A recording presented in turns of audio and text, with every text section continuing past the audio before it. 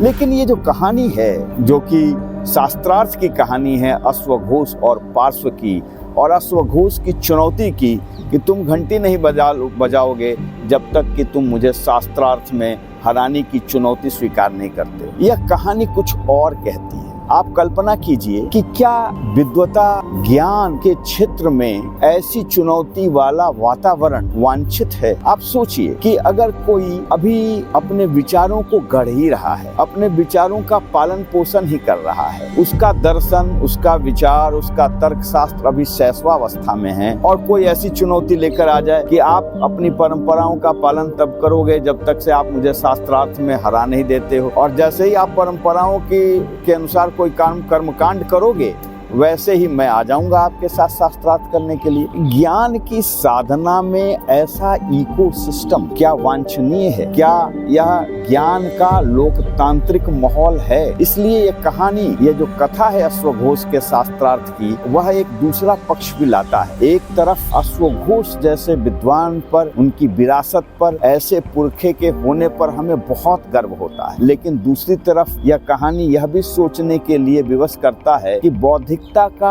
आतप, बौद्धिकता का ताप ऐसा नहीं होना चाहिए कि दूसरी जो ज्ञान की परंपराएं हैं, जो ज्ञान की साधना है, जो अभी पनप ही रही है, वह इस बौद्धिक ताप में जलकर खाक हो जाए। क्या गला काटूं प्रतियोगिता, या तो मुझे हराओ या हार जाओ, ऐसे वातावरण में स्वस्थ ज्ञान का और ज्ञान के बहुवचनीयता का, यानी कि अनेक ज्ञान के परंपराओं का विकसना संभव है ऐसे बौद्धिक आतप में? वो तो विचार झुलस भी जाएंगे।